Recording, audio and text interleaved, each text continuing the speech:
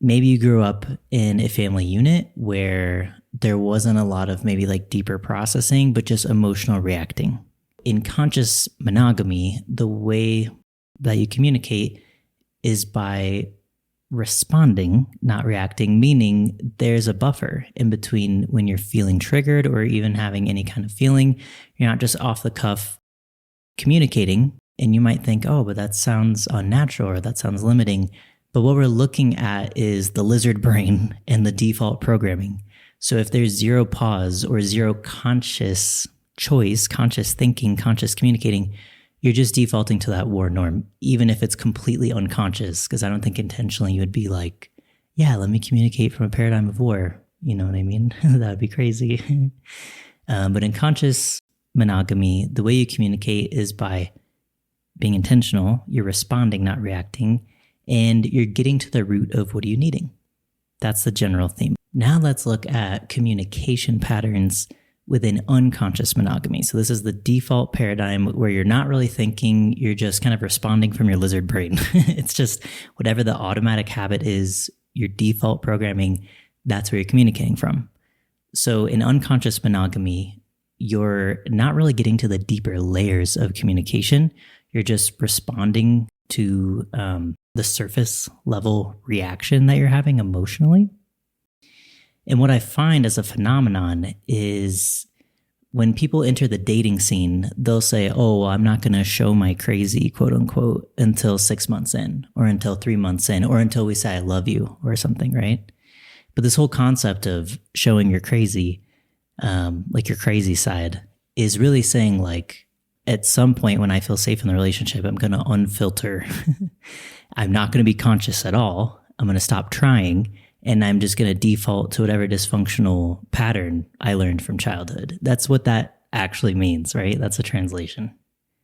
In unconscious monogamy, you give yourself a hall pass to be unfiltered, particularly with your romantic partner. It could be that you speak to your romantic partner in a way where you would never speak to a friend, definitely not a coworker. That's a whole different context. But what I'm saying is like, if you were in a public social situation, it's going to be completely different from how you speak to a romantic partner in unconscious monogamy, because you might give yourself more permission to be dysfunctional, to emotionally lash out, right? Or to communicate from that wounded inner child, which everyone has. That's a natural part of being human. It's very low effort. You're just running on autopilot. It's really not your highest self. But that's the difference, right? Is the intention. So in unconscious monogamy, there is no intention to grow or to heal, really. You're just like, well, I'm going to replicate whatever happened in my family, but I'm going to wait until I'm safe enough to do it, because I'm going to wait till this person's emotionally hooked, maybe through sexual chemistry, the way you bond, like on an oxytocin level, you get kind of hooked into each other. I'm going to wait until we get hooked into each other before I show my dysfunction, basically. Versus with conscious monogamy, your intention is not to be dysfunctional, right? And like, I have my own dysfunctions, okay? Everyone's got it, because the mainstream paradigm is dysfunctional. Maybe you're one of those rare people that grew up in a functional home, but in the empire, that's not the norm. So in conscious monogamy, you are oriented towards healing and growth, not only on your own, but in your partnership.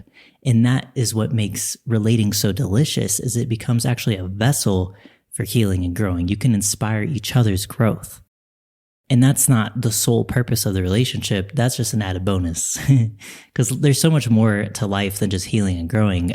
Personally, I believe life is about pleasure. Like, can you enjoy your life, especially when the world is on fire? Because if you're just waiting on external circumstances to get better, if you don't enjoy yourself, life might feel really long and hard, And so it's like, what's the point of being here on earth, right? Part of it is to learn and grow, but a big part of it is just to like enjoy the human experience, man. Like the ups and the downs, all of it. So in unconscious monogamy, you're not thinking at all. You're just running on autopilot. In conscious monogamy, you are taking responsibility for your wounded inner child.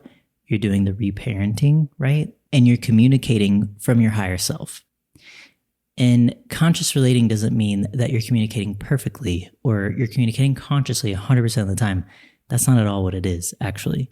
Because healing and growing is a messy process. It's nonlinear. conscious monogamy is all about the intention to heal and grow.